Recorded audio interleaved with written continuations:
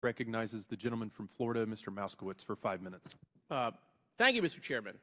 Let me start by saying that obviously Chairman Comer's not here, but I think in light of what we witnessed earlier, I think it's important that together as a committee that we begin Chairman Comer's therapy session, right? A member of the other side wanted to confirm what the title of the hearing was, right? That Chinese propaganda. Well, we know the title of the hearing certainly isn't about impeachment anymore. And Chairman Comer has suffered tremendous loss. And we all know in our life what it's like to suffer tremendous loss. There's all sorts of different stages of grief, and that's the loss, obviously, of his impeachment hearing.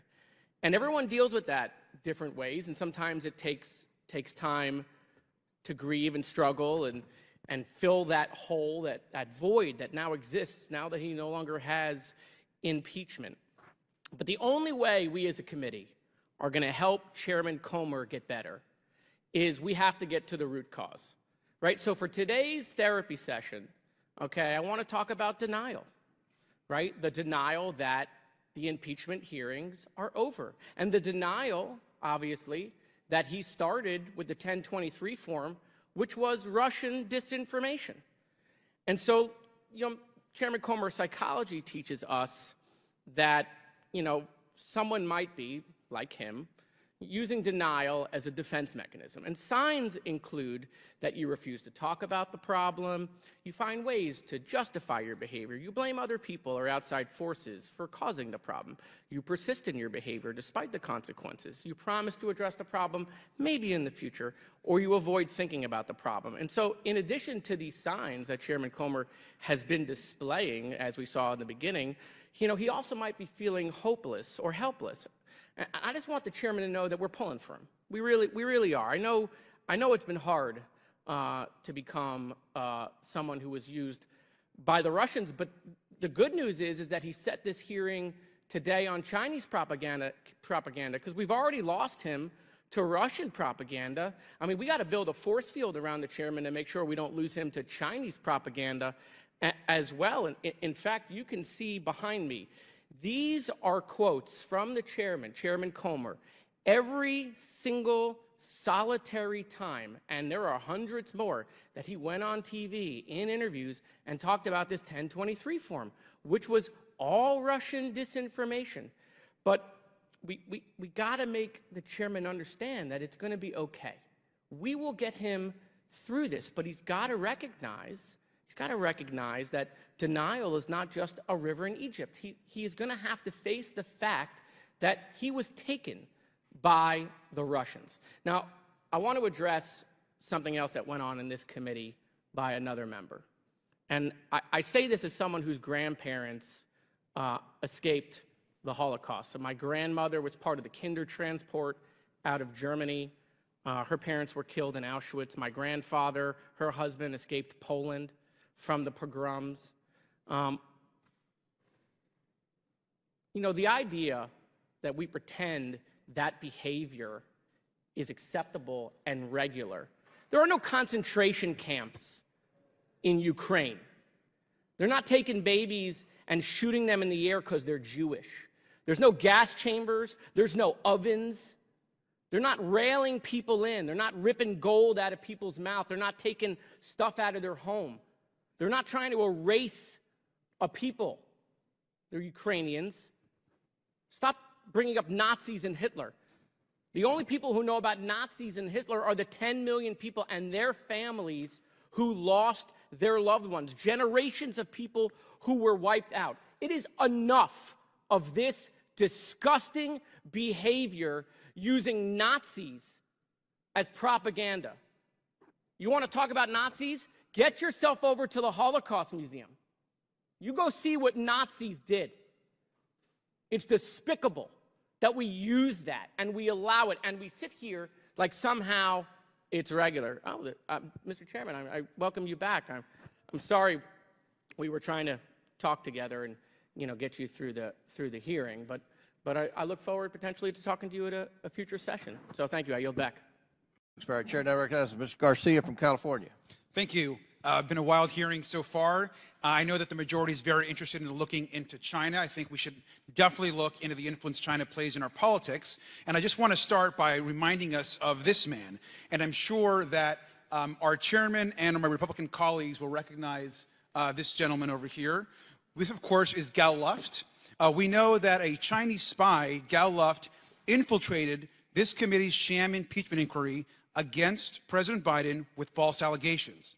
Now, according to his federal indictment, Gal paid a former U.S. government official who was a Donald Trump advisor to, quote, publicly support certain policies favorable to China. He also sold Chinese arms around the world. Now, our chairman, who wanted this gentleman to be a witness, called him, quote, a very credible witness. This is a Chinese spy we're talking about, just because Gal Luft was willing to help Republicans smear the president. So when we're talking about China's influence, it starts with the House majority, our chairman, wanting to have a witness, this man, who actually was a Chinese spy. So it's completely ridiculous for Republicans to claim to get tough on China while they're working with literal Chinese agents to spread misinformation. Goes to show you what a joke this is. Now, this isn't, of course, the only example of the majority's hypocrisy. Will the gentleman yield to a question? I'm going to keep going, sir, because we know that one of the most important tools to stop hostile foreign influence in our government is the Constitution. Now, Professor Snyder, what role does the Emoluments Clause of the Constitution play in protecting against foreign influence? Since it seems to be the rule here that people jump around a bit, I'm just going to respond to the absent questioner. Actually, sir, I need you to respond to just to... I will, trust me. But the item that was entered into the record regarding me, when members read it, they will find that it is the Stalinist objection to Timothy Snyder that they have entered into the record. That book review is from the point of view of someone defending the one-party Leninist state, which colleagues and I believe Thank you, sir. I need is the problem. Thank you, sir. Yes, the Emoluments Clause is a fundamental example of the wisdom of the founders in recognizing the possibility of financial corruption in the head of state. Thank you. And the Emoluments Clause is very important. We know that foreign influence on a president is clearly a serious threat. And the evidence is clear, as our ranking member mentioned. We have actually evidence that China funneled cash to Donald Trump through his businesses while he was president. That is illegal, and it threatens national security. The Trump International Hotel, more stays at the hotel in Vegas, Trump Tower, over $5.5 million. The People's Republic of China, including state-owned enterprises, made unconstitutional payments in excess of 5.5 to the Trump Organization. And those millions into Donald Trump's pockets are just a small sample of the total payments we received. And as a reminder, our chairman actually cut off the investigation into Trump's business activities. So we only had documentation for about 2 years. Now, just months ago, the Republicans blocked my motion to subpoena Donald Trump's accountants for their records on this cover-up, which is an absolute crime. Now, in 2016, Trump said, "I love China. The biggest bank in the world is from China."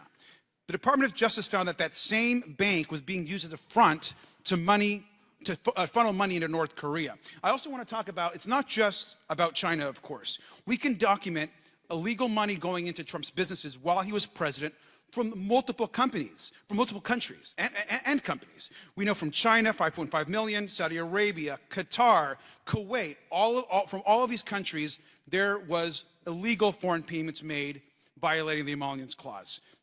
And this is only a small sample.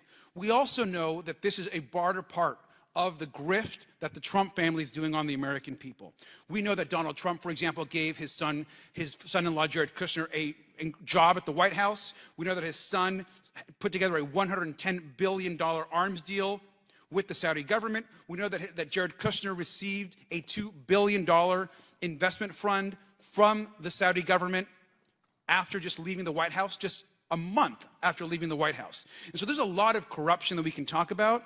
And even though Chairman Comer wants to invite spies that are working with China, doesn't want to investigate the payments that Trump was receiving from foreign governments, these are things that must be talked about and investigated.